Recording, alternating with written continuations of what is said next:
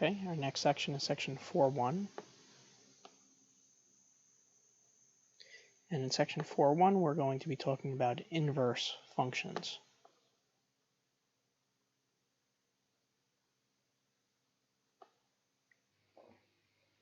Now, to start our conversation about inverse functions, let's talk about what's called one-to-one function. Now remember our discussion on a regular function. A regular discussion on function meant that in order to be a function, that just means 1x goes to 1y, which means that no x value repeats. So we talked about a function as like a parabola. Passes the vertical line test. Something like a sideways parabola would not. Right? So no x value repeats. You can't have the same. You can't have more than one y value for 1x. Now, a one-to-one function is more specific. What a one-to-one function means is that no x value and no y value repeat.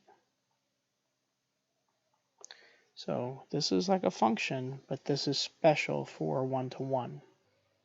Really what a one-to-one function looks like is like this wouldn't be good because you could see that every x value only has one y value, but the y values repeat.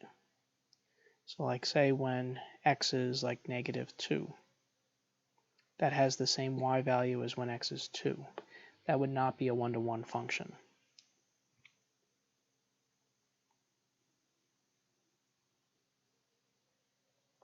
What a one-to-one function would look like, what it would look kind of like a cubic function.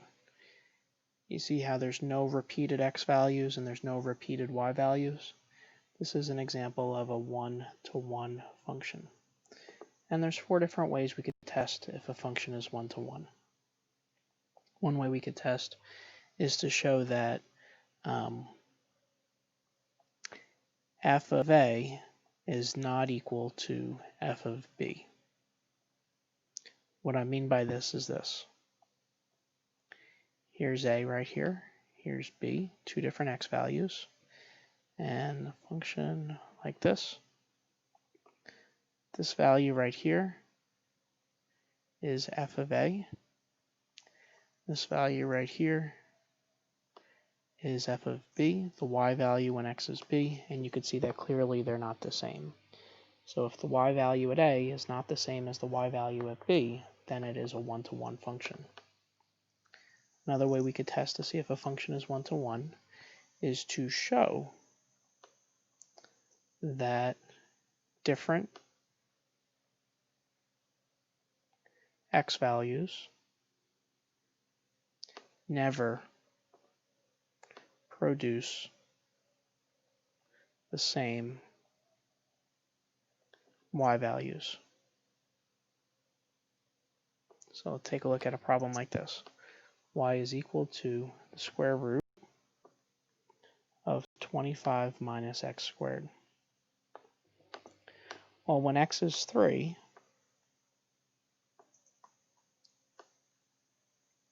the y value would be 25 minus 9 is 16. The square root of 16 is 4. But look, you see how if you plug in -3, you get the same thing, right? -3 squared is 9. 25 minus 9 is 16. Square root of that is 4. This means that we're not one-to-one. So if you could just show that with one value, that means the whole function is not one-to-one. All right. The third test that we could do is we could do what's called the horizontal line test.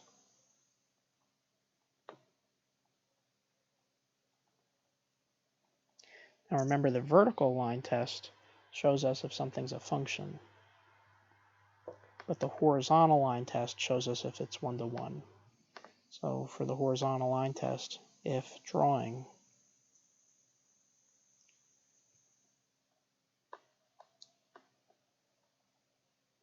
a horizontal line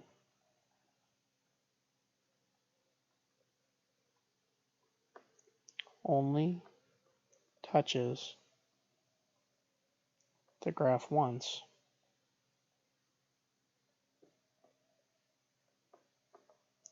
it's 1-to-1.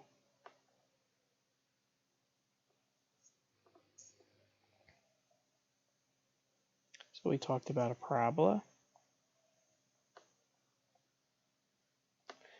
This is not 1-to-1. What even about like a sideways parabola, right? Well, it looks like it's 1-to-1, but it's not even a function. So it can't be a 1-to-1 function if it's not even a function, right? But if we do have maybe like a straight line or a cubic function, you could see that this is 1-to-1 because a horizontal line only touches in one place. And then the last test to see if something's 1-to-1 is if we sketch the graph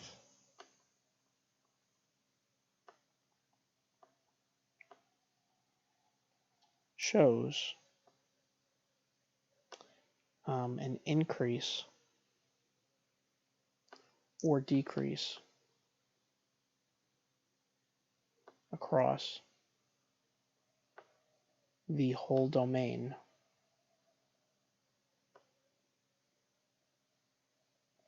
then it is 1-to-1. So a graph like this, it's increasing across the whole domain, that's 1-to-1. A graph like this, all right, you could see that it's decreasing across the whole domain. These are examples of 1-to-1 graphs. So now let's talk a little bit more about inverse functions. What an inverse is an inverse function. We'll just say inverse is plural. They cancel, or sometimes it's better to think about undo each other. So what that means is if you add 1 to an x value, the inverse, or what would cancel or undo that, would be to subtract 1. So let me show you how we could test it.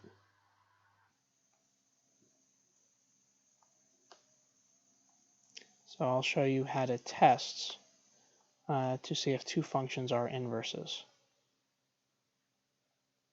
The first test is to do kind of like a bubble diagram. So let me show you. Say if we have f of x is equal to x plus 5 and g of x is equal to x minus 5. Are they inverses?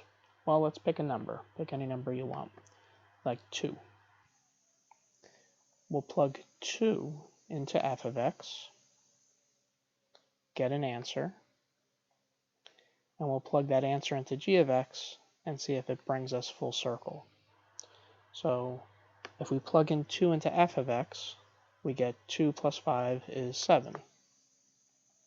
If they're inverses, g of 7 should be 2, and it is. 7 minus 5 is 2. So that's one way to test to see if two functions are inverses.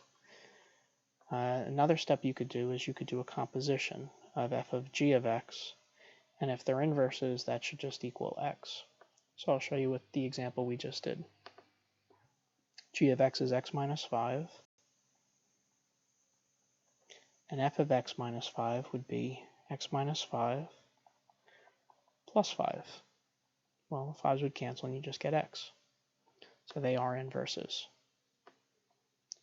I'm going to say f and g are inverses.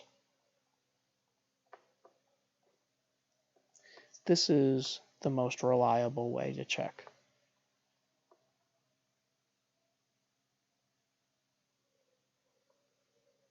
For inverses. All right, so that's the way I'm going to be using going forward. Let's take a look at some examples. Determine whether the following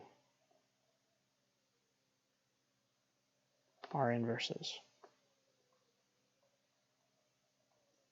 So I have two examples. Let's take a look at the first one. What if we said f of x was x to the third minus 1, and g of x was equal to the cubed root of x plus 1. What that means is f of g of x should equal x if they're inverses. And let's see if that happens. So g of x is the cubed root of x plus 1. And now we're going to plug that in. So we're going to cube, right? We're plugging that in for x. So we're going to be cubing the cubed root of x plus 1 and then subtracting 1. These cancel. So we get x plus 1 minus 1 would just be x. They are inverses. We just showed that. So let's say yes, they're inverses. Let's take a look at another example. What about if we had f of x equal to 2x plus 1 and g of x was equal to x over 2 minus 1?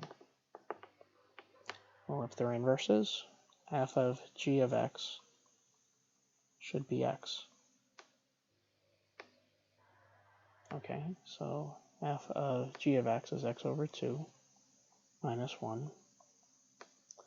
So let's see. We're going to plug that in for x right here. 2 times x over 2 minus 1 plus 1.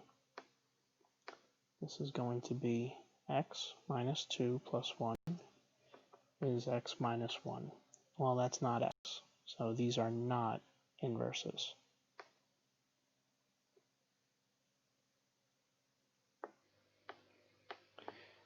Next, let's talk about how to find the inverse. So now that we know how to check for inverses, let's actually determine or write out the steps with how to find the inverse.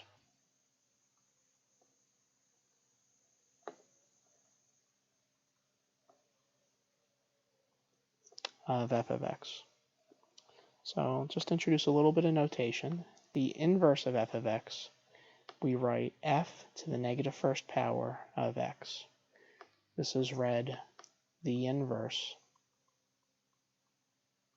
of f of x. That's just notation to mean that they're inverses. We want to say the same letter so you know that they're like related. -1 means that they're the inverse. Okay, so there's two ways we could do this. One way is graphically.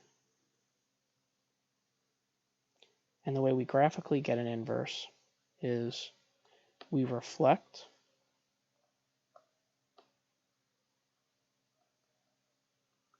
f of x over y equals x, the line y equals x. Really, another way to think about this is just switch the x and y coordinates of f of x. And I'll show you an example. Like what if we had a problem like this, where f of x was equal to just regular x squared? We have, let's see here.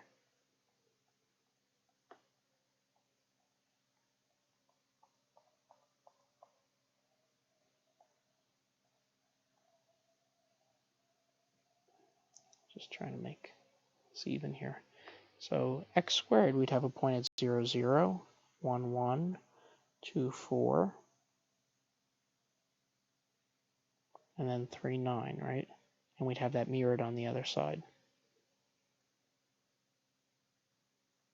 And we know that x squared would look like this, like a parabola.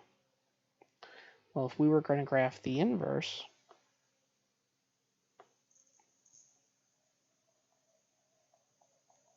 the point 0, 0 would stay 0, 0. The point 1, 1 would stay 1, 1. But the point -1, 1 would turn to 1, -1.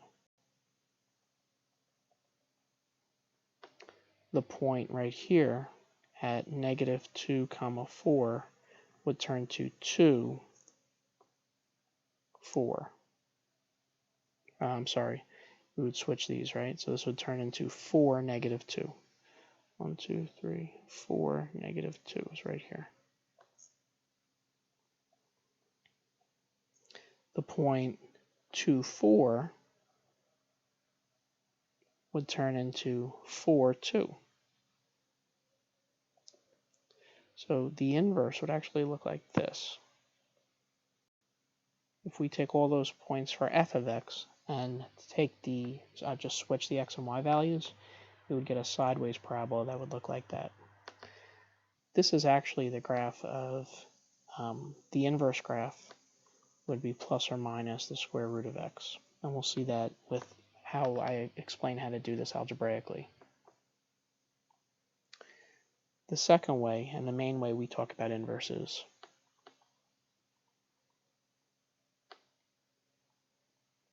is the first step we do.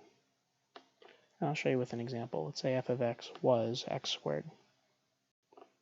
The first step that we do is we say y instead of f of x. It's easier to work with y than f of x. So y is equal to x squared.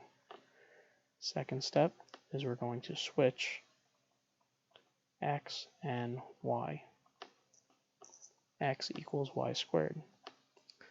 The third step is we solve for y.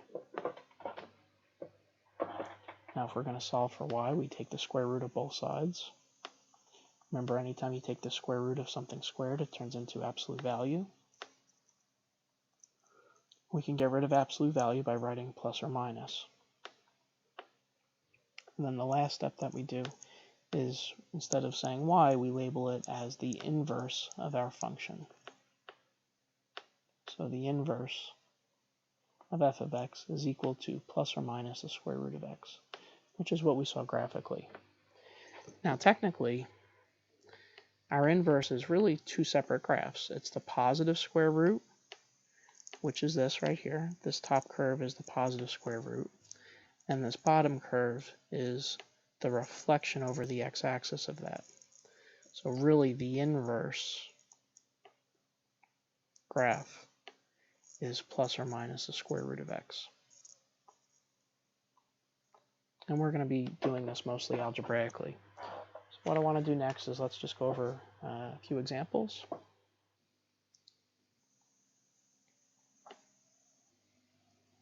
We'll be finding the inverse algebraically and graphing them. So the directions are going to be to find the following inverses. And then we're going to graph f of x and its inverse. Now the inverse doesn't always have to be a function, it's just the inverse of f of x. So let's see here. First example is, let's say f of x is equal to 2x plus 5. I'll graph it right next to it.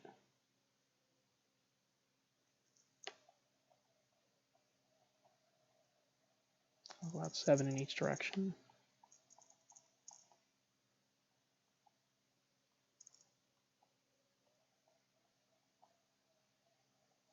And 2x plus 5, we're going to go up to 5, go up 2, and then over 1. So this is what the graph of f of x looks like. We'll just label it f of x, and we'll follow our steps. First step is we write y instead of f of x. Then we switch x and y. Then we solve for y. Divide everything by 2. And we get y is equal to 1/2 x minus 5/2. And we're going to just say that that's the inverse of f of x. Now we'll graph that.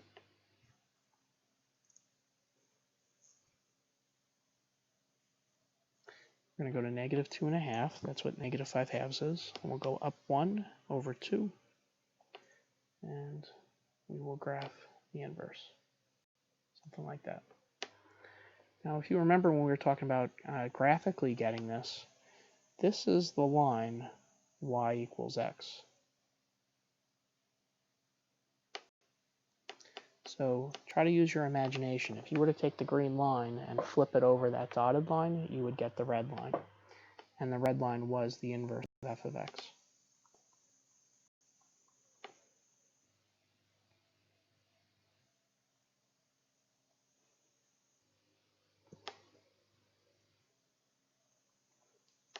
How about if f of x was x squared plus 2?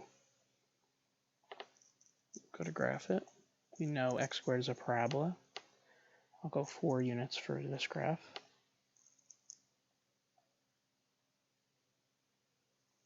X squared plus 2 is a parabola moved up 2 like this. And now let's find the inverse. Let's write y. Let's switch x and y. Subtract the 2. Solve for y by taking the square root of both sides. Remember, anytime you take the square root of something squared, its absolute value. So we get that y is equal to plus or minus the square root of x minus 2.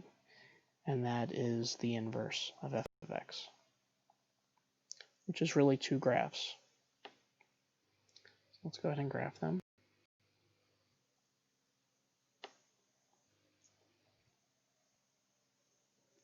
First graph I'm going to do is the positive square root of x minus 2. So square root graph was 2 units to the right, and this is what the square root of x minus 2 looks like. If we want to graph the negative square root, this is what it would look like. So that's what the inverse would be.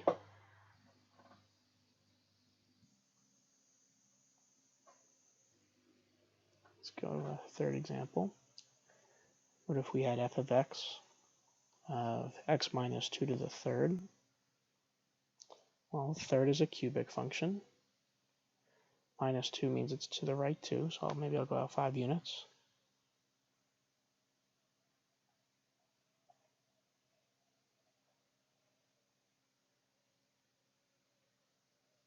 We're going to go to the right 2 and draw our cubic function. The y-intercept, by the way, would be negative 8, so it's going to look something like this. Something like that. That's what f of x is. Let's find the inverse. Put y in here. Switch x and y. Solve for y by taking cubed root of both sides is the inverse of cubing, right? So we have the cubed root of x is equal to y minus 2. Add 2 to both sides. And that's going to be our inverse.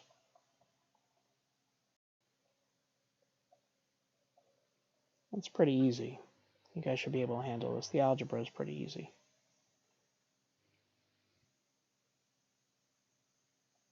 Cubed root, remember when we talked about parent functions, it looks something like that. So if we put plus 2, it's going to be moved up 2 units. It's going to look something like this. Something like that. The line y equals x looks like this. And you can see that they're exact mirrors of each other. And let's do another one.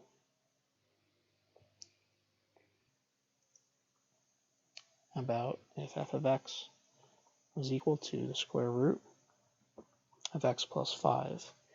Now a radical parent graph, we have to go to the left 5, so maybe I'll go out 7 in each direction.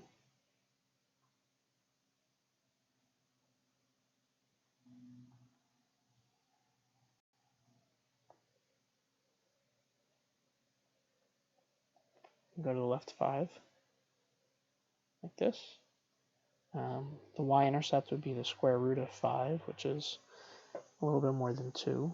So this is what the graph f of x would look like. Let's go ahead and find its inverse. We'll put y here. Switch x and y. Square both sides. And subtract 5 on both sides. That's going to be our inverse.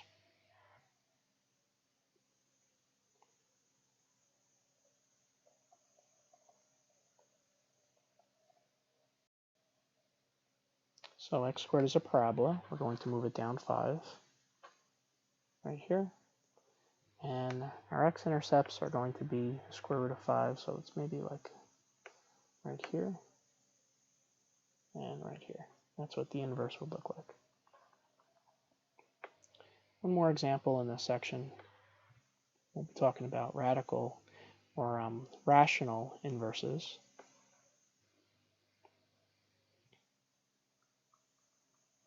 So let's find the inverse of a rational function. And we're going to follow the same steps that we've been doing.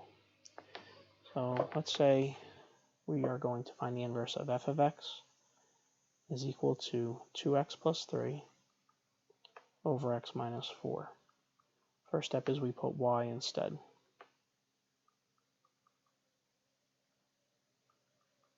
Then we switch the x and y's.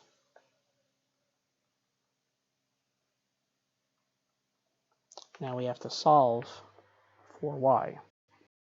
So first thing let's do is let's maybe cross multiply to get rid of the fractions. We're going to do 1 times 2y plus 3 is equal to x times y minus 4. We get 2y plus 3 is equal to x, y minus 4x. Now the whole goal is we want to solve for y, so let's get y on the same side. And I'll bring the 3 over also.